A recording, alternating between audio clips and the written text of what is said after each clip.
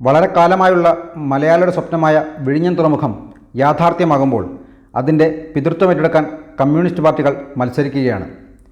വിഴിഞ്ഞം പോർട്ട് ചർച്ച ചെയ്യുന്നതിൻ്റെ ഒപ്പം തന്നെ നമ്മൾ ചർച്ച ചെയ്യേണ്ട മറ്റൊരു കാര്യമാണ് ഭാരതത്തിൻ്റെ സ്പേസ് ഏജൻസിയായ ISROയുടെ വളർച്ച. പ്രധാനമന്ത്രി നരേന്ദ്രമോദിയുടെ നേതൃത്വത്തിലുള്ള ഭാരത സർക്കാർ ഓസ്ട്രേലിയയുമായി ഒരു പുതിയ കരാർ ഉണ്ടാക്കിയിരിക്കുകയാണ്. ഓസ്ട്രേലിയയുടെ ഏറ്റവും വലിയ ഉപഗ്രഹം ഇന്ത്യയിൽ നിന്ന് ലോഞ്ച് ചെയ്യാൻ പോവുകയാണ്. $18 മില്യൺ കരാറിൻ്റെ ഭാഗമായാണ് ഭാരതം ഓസ്ട്രേലിയയുടെ ഏറ്റവും വലിയ ഉപഗ്രഹം ഇന്ത്യയിൽ നിന്ന് വിക്ഷേപിക്കാൻ പോകുന്നത്. എന്തിനാണ് ഓസ്ട്രേലിയ പോലൊരു രാജ്യം ഇന്ത്യയുടെ ISROയെ അവരുടെ ഉപഗ്രഹം വിക്ഷേപിക്കാൻ സമീപിക്കുന്നത്? ഓസ്ട്രേലിയയ്ക്ക് സ്വയം അവരുടെ ഉപഗ്രഹങ്ങൾ വിക്ഷേപിക്കാൻ കഴിവില്ലേ എന്ന് സംശയം ആർക്കും തോന്നാം. ഇല്ല, ഓസ്ട്രേലിയയ്ക്ക് അതിനുള്ള കഴിവില്ല എന്നതാണ് വസ്തുത. ക്വാഡ് രാജ്യങ്ങൾ എന്നറിയപ്പെടുന്ന ഇന്ത്യ, അമേരിക്ക, ജപ്പാൻ, ഓസ്ട്രേലിയ എന്നീ രാജ്യങ്ങളിൽ സാറ്റലൈറ്റ് വിക്ഷേപിക്കാൻ ശേഷിയില്ലാത്ത ഒരേയൊരു രാജ്യം ഓസ്ട്രേലിയയാണ്. ഓസ്ട്രേലിയയ്ക്ക് ഒരു സ്പേസ് ഏജൻസി തന്നെ അവരുടെ ഗവൺമെൻറ് ഉണ്ടാക്കിയത് 2018 എന്നതാണ് ഏറ്റവും വലിയ തമാശ. മാത്രമല്ല, അതിന് പോലും അവർ വകയിരുത്തിയിരിക്കുന്നത് വെറും $26 മില്യൺ മാത്രമാണ്. അത് കാണിക്കുന്നത് ഓസ്ട്രേലിയയ്ക്ക് സ്പേസ് മേഖലയിലുള്ള പരിചയക്കുറവ് തന്നെയാണ്. വളരെ കുറഞ്ഞ ചിലവിൽ പിച്ച് വെച്ച് തുടങ്ങിയിരിക്കുന്ന ഓസ്ട്രേലിയൻ സ്പേസ് ഏജൻസിക്ക് സാങ്കേതികമായ അറിവുകൾ ലഭിക്കാൻ വലിയ പണച്ചെലവില്ലാതെ ഒരു പങ്കാളിയെ ആവശ്യമായിരുന്നു.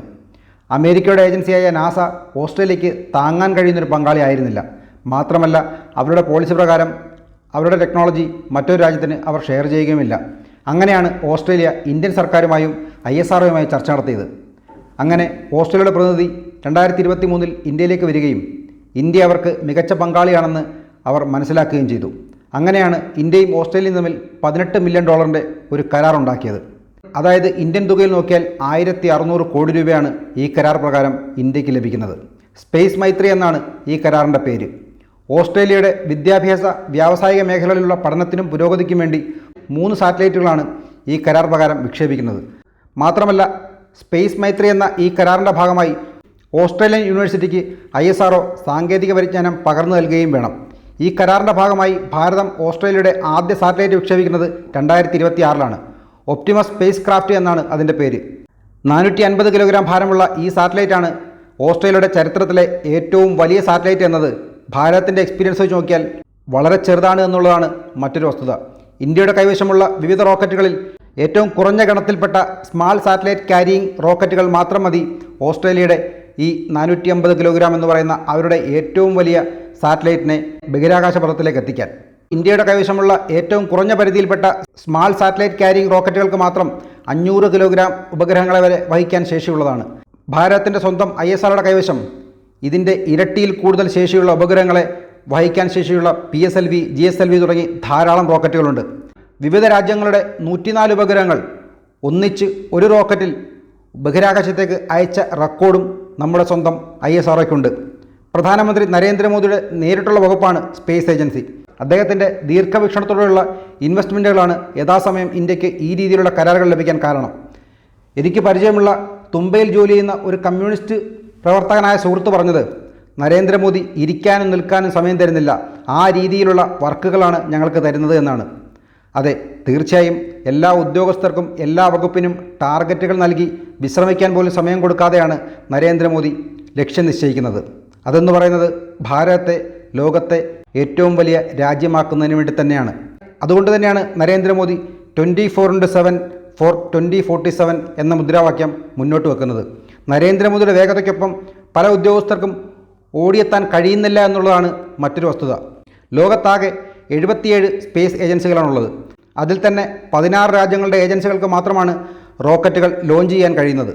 അതിൽ തന്നെ വിജയകരമായി ഉപഗ്രഹ വിക്ഷേപണം നടത്തിയതിൻ്റെ ശരാശരി നോക്കിയാൽ വളരെ കുറച്ച് രാജ്യങ്ങളുടെ ഏജൻസിക്ക് മാത്രമാണ് അത് അവകാശപ്പെടാൻ കഴിയുന്നത്. അതിൽ ഏറ്റവും മുമ്പിൽ നിൽക്കുന്നത് അമേരിക്കയുടെ നാസയും ചൈനയുടെ CNSAയും കഴിഞ്ഞാൽ ഇന്ത്യയുടെ ISROയാണ്. യൂറോപ്യൻ രാജ്യങ്ങൾക്ക് എല്ലാവർക്കും കൂടി ചേർന്ന് ഒരു സ്പേസ് ഏജൻസി മാത്രമാണുള്ളത്. ചൈനയ്ക്ക് CNSA ഉണ്ട്, അമേരിക്കയ്ക്ക് നാസയുണ്ട്, റഷ്യയ്ക്ക് റോസ്കോമോസ്, ജപ്പാൻ്റെ JAXA, കാനഡയ്ക്ക് CSA. ഈ രാജ്യങ്ങളുടെ എല്ലാം സ്പേസ് ഏജൻസിയേക്കാൾ പരിചയസമ്പത്തിൽ മുമ്പിലാണ് ഭാരതത്തിൻ്റെ ISRO. നാസയ്ക്കും ചൈനയ്ക്കും ഒപ്പം സാങ്കേതിക പരിജ്ഞാനവുമുള്ള ഏജൻസിയാണ് ഇന്ന് ഭാരതത്തിൻ്റെ ISRO. വിവിധ ചാന്ദ്രയാൻ പദ്ധതികളുടെ വിജയവും ആദിത്യ, ഗഗൻയാൻ എന്നീ മിഷനുകളും ഒരേ സമയം 104 സാറ്റലൈറ്റുകൾ വിക്ഷേപിച്ച റെക്കോർഡുമൊക്കെയായി പ്രധാനമന്ത്രി നരേന്ദ്രമോദി കീഴിൽ ഇന്ന് ISRO ലോകത്ത് മിന്നിത്തിളങ്ങുകയാണ്. G20 രാജ്യങ്ങളുടെ കൂട്ടായ്മയുടെ പല ആവശ്യങ്ങളിലൊന്നാണ് യൂറോപ്പിനെ പോലെ ഇവർക്കെല്ലാം ചേർന്നൊരു സ്പേസ് ഏജൻസി, അല്ലെങ്കിൽ ഇവർക്കെല്ലാവർക്കും വിശ്വസിക്കാൻ കഴിയുന്ന ഒരു സ്പേസ് ഏജൻസി എന്നത്. ഒരു കാലത്ത് ഭാരതത്തെ കോളനിയാക്കി ഭരിച്ചിരുന്ന സൂര്യനസ്തമിക്കാത്ത സാമ്രാജ്യത്തിൻ്റെ അധിപതിയായ ബ്രിട്ടന് പോലും ഇതുവരെയും തനിച്ചൊരു ഉപഗ്രഹം വിജയകരമായി വിക്ഷേപിക്കാൻ കഴിഞ്ഞിട്ടില്ല എന്നറിയുമ്പോഴാണ് ഭാരതത്തിൻ്റെ ISROയുടെ മഹത്വം നമ്മൾ പോലും തിരിച്ചറിയുന്നത്. ഈ ആധുനിക കാലഘട്ടത്തിൽ 2023 പോലും ബ്രിട്ടൻ നടത്തിയ ഉപഗ്രഹ വിക്ഷേപണം പരാജയപ്പെട്ടു. എങ്കിലും ബ്രിട്ടനെ പോലുള്ള യൂറോപ്യൻ രാജ്യങ്ങൾക്ക് യൂറോപ്യൻ സ്പേസ് ഏജൻസിയെ ആശ്രയിച്ച് അവരുടെ ഉപഗ്രഹ വിക്ഷേപണം നടത്താം. എന്നാൽ ഇതേ G20 രാജ്യങ്ങളിൽ ഉപഗ്രഹം വയ്ക്കാൻ താൽപ്പര്യമുള്ളതിൽ Argentina, Brazil, Indonesia, South Africa, South Korea, Mexico, തുർക്കി, സൗദി അറേബ്യ ഇവർക്കൊന്നും സ്വന്തമായി ഉപഗ്രഹ വിക്ഷേപണത്തിന് ഏജൻസികളില്ല. ഇവർക്കെല്ലാം മറ്റൊരു രാജ്യത്തെ ആശ്രയിക്കേണ്ടി തന്നെ വരും. ഈ രാജ്യങ്ങൾക്ക് അവരുടെ രാഷ്ട്രീയ താൽപ്പര്യമനുസരിച്ച് ഇന്ത്യയോ ചൈനയോ മാത്രമാണ് ആശ്രയിക്കാൻ കഴിയുന്നത്. എന്നാൽ ഇക്കാലത്ത് ചൈനയുടെ കക്ഷത്ത് തലവെച്ചു കൊടുക്കാൻ ആഗ്രഹിക്കാത്ത മിക്ക രാജ്യങ്ങളും ഇനി ഇന്ത്യയെയും ഇന്ത്യയുടെ സ്വന്തം ISROയും തന്നെയാണ് നാളെ ആശ്രയിക്കാൻ പോകുന്നത്. ആകാശത്തേക്ക് വാണം വിടുന്നവനെന്ന് ഇന്ത്യയുടെ മിസൈൽ മാനായ APJ അബ്ദുൽ കലാമിനെ പരിഹസിച്ച കമ്മ്യൂണിസ്റ്റ് നേതാക്കളും ആകാശത്തേക്ക് വാണം വിടുന്നതിന് പകരം രാജ്യത്തെ കുട്ടികൾക്ക് വിശപ്പില്ലാതാക്കാൻ നോക്കണമെന്നൊക്കെ അലങ്കാരത്തിന് സോഷ്യലിസം പറയുന്ന കമ്മ്യൂണിസ്റ്റ് നേതാക്കളും എന്തുകൊണ്ട് കാലഹരണപ്പെട്ടിരിക്കുന്നു എന്നതിൻ്റെ ഏറ്റവും വലിയ ഉദാഹരണമാണ് ISRO നേടുന്ന ഈ വിജയവും വിദേശ കരാറുകളും ഭാരതം നേടിയെടുക്കുന്ന സാമ്പത്തിക നേട്ടവും. അതിനുദാഹരണമാണ് നമ്മുടെ മുമ്പിൽ ഇന്നലെ കണ്ട വിഴിഞ്ഞം തുറമുഖ ഉദ്ഘാടനവും അതിൻ്റെ പിതൃത്വം ഏറ്റെടുക്കാനുള്ള മത്സരവും. നാളെ ഓസ്ട്രേലിയയിൽ നിന്ന് അവരുടെ ഒരു ഉപഗ്രഹം നമ്മുടെ വിഴിഞ്ഞം പോർട്ടിൽ വന്ന് കേരളത്തിലെ തുമ്പയിലെത്തി അവിടെ നിന്ന് വിക്ഷേപിക്കുന്നതായിരിക്കും കേരളത്തിലെ കാലഹരണപ്പെട്ട കമ്മ്യൂണിസ്റ്റ് നേതാക്കൾക്ക് നൽകാൻ കഴിയുന്ന യഥാർത്ഥ മറുപടി.